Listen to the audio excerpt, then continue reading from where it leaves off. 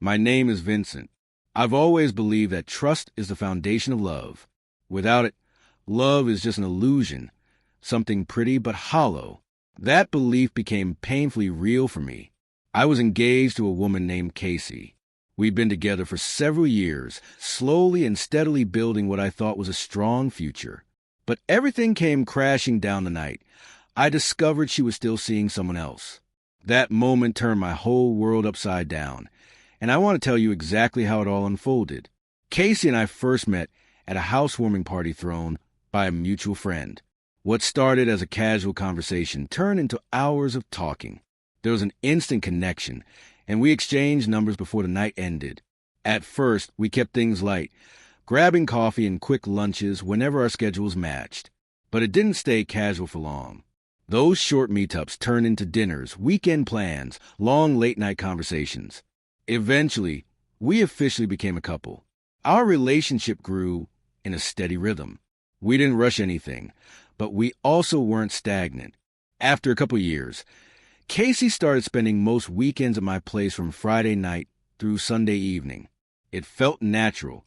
She never officially moved in, but we were practically living together. My place was more spacious, and while I visited her apartment now and then, staying there long-term never really made sense for us. One thing I always admired about her was how open she seemed.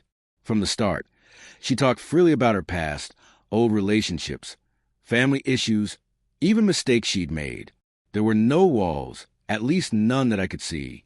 She was especially candid about a childhood friend she was still close with. She described him as like a brother, someone who'd always been there, but never in a romantic way. I never questioned it. She had never given me a reason not to trust her. Eventually, we got engaged. She said yes with excitement in her eyes. We began planning a future together, talking about wedding venues, honeymoon ideas, even what kind of house we want to build our life in. I was completely committed emotionally and financially. I was saving up, making plans, and doing everything I could to create the life she deserved. It all felt real, like we were in sync. But sometimes the most convincing pictures hide the ugliest truths. It was a Friday night, nothing unusual. She arrived at my place with her usual weekend bag, smiling and chatty. We had dinner together. And during the meal, she mentioned she'd have to leave early the next day to see her parents. Some family stuff. She said, I didn't press for details. I'd always tried to give her space when it came to things she didn't want to elaborate on. She had never lied to me before, so I didn't see a reason to start doubting her now. After dinner, we moved to the couch and put on a movie we'd been meaning to watch. Halfway through, her head slowly leaned onto my shoulder, and she fell asleep, something she often did when she was tired. I wrapped an arm around her and let her rest while I watched the rest of the film. But during the movie, her phone kept lighting up with messages. No sounds, just the screen flashing now and then. I figured it was a group chat or something harmless. But once the credits rolled, I leaned forward to wake her and noticed the messages on her lock screen. They weren't the kind of messages a brother would send. I didn't even think before I entered her passcode. We'd shared passwords long ago as a symbol of mutual trust. I unlocked the phone, expecting nothing. But what I found shattered everything I believed. The messages were from that childhood friend. They weren't casual or innocent. They were full of flirtation, affection, and inside jokes I didn't understand. There were plans, specific arrangements for the next day. One message stood out. He wrote, "Can't wait to see you tomorrow." She had replied with a heart emoji and said, "I told him I'll be at my family's. We're good to go." That message had been sent just hours before while we were having dinner. I didn't wake her. I just sat there in silence, staring at her as she slept like nothing was wrong. My chest felt hollow, my mind racing. How long had this been going on? Had I been blind? I couldn't stop wondering. Was I not enough? Why lie to me just to see someone else? The next morning, she woke up and everything seemed normal. She kissed me on the cheek, went to the bathroom, brushed her teeth, came back into the room, and started packing her bag. As she moved around, she kept saying how much she'd miss me, how she wished the weekend were longer, and promised to leave work early next time so we could have more time together. I barely responded. Every word she said sounded rehearsed. And maybe she'd practiced those lines before leaving for her secret plans. She paused at one point, looked at me and asked, "Are you okay?" I just shrugged and gave a half-hearted response. Something vague. She laughed, thinking I was just being moody, and teased, "You're already missing me?" She nudged me playfully, trying to lighten the mood. I forced a weak smile, but inside it felt like I was suffocating in the weight of what I wasn't saying. When she finally zipped up her bag and walked toward the door, I followed her just like always. It was routine. I'd open the door. She'd give me a kiss or a quick smile, and then she'd be on her way. But this time was different. As she stepped just past the doorway, I didn't give her the usual goodbye. I didn't say drive safe or text me when you get there. Instead, I looked straight into her eyes and said, "Good luck on your date." Her face changed instantly. It was like her brain was scrambling to figure out what emotion to settle on. She stammered, confused. "Wait, what are you talking about?" Her voice cracked, but I didn't let her continue. I held up my hand gently, just firm enough to say, "Stop, there's no need," I told her. Then I closed the door, and as I walked away from that door, something inside me shut too. The silence didn't last long. Almost immediately, I heard her knock, loud, frantic, like she was trying to reverse time, like she couldn't believe what had just happened and needed to undo it.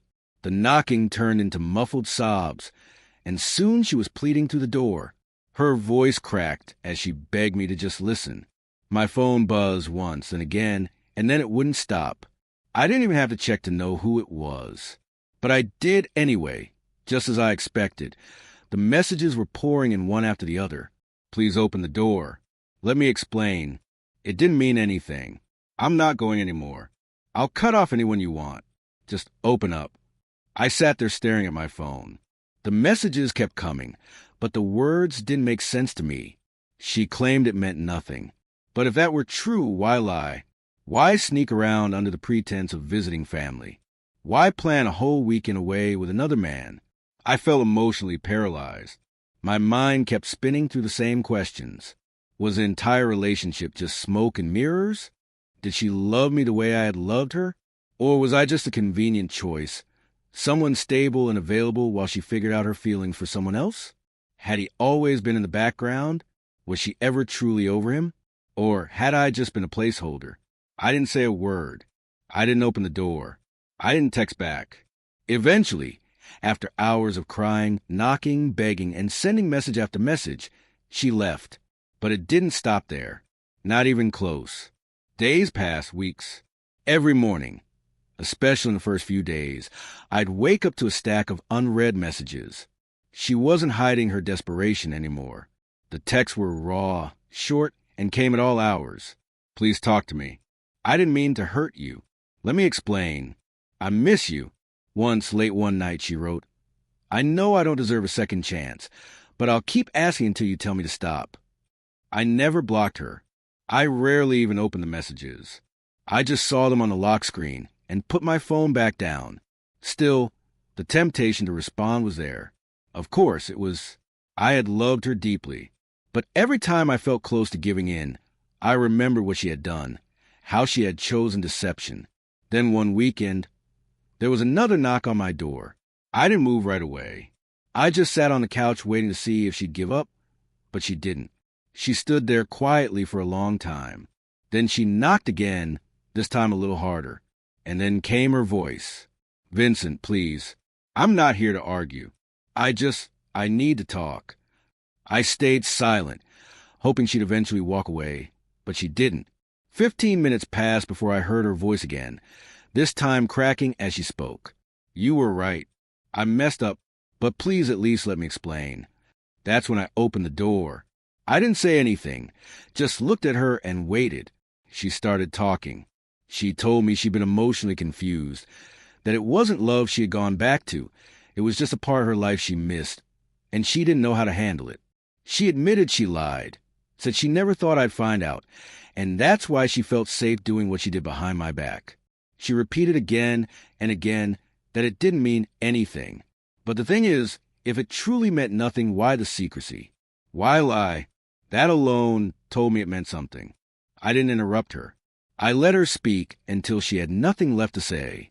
When she finally stopped and looked at me like she was waiting for some kind of judgment, I asked her the one question that really mattered. Would you have told me if I hadn't found out?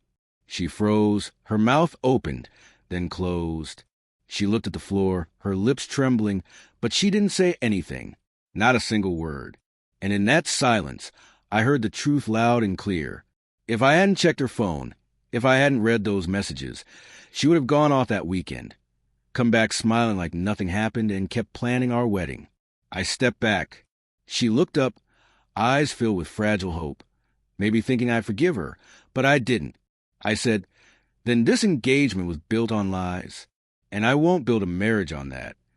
She started to speak again, but I raised my hand gently. I wasn't going to yell. I had no anger left in me. I just told her, please don't message me anymore. Don't come here. Don't show up again. Let this be the last time. Then I went back inside and locked the door. She stood there for a moment, her eyes full of pain, and then she left. People say love is built on trust. I never imagined I'd be in a situation where I had to question everything. But when I discovered what Casey had been hiding, it wasn't just the trust that shattered. It felt like the love cracked too. It's a strange thing realizing how wrong you were about someone. You can pour your time, your energy, your emotions into someone and still be blindsided. And that's the part that cuts deepest. Not just the lie itself, but what it reveals, that she was willing to hide something so big. It made me question every honest moment we'd shared. Betrayal doesn't just break trust. It erodes your sense of what was ever real. Even now, I catch myself revisiting memories and asking, was that genuine? I'm not going to pretend I've healed completely. I haven't. But I do know one thing for sure. I deserve honesty. So I'll ask you, if you were in my place, what would you have done? Did I handle it the right way? Or was there something else I should have considered? Let me know your thoughts. Because someone out there might be living through something similar right now, and maybe your words could help them find clarity.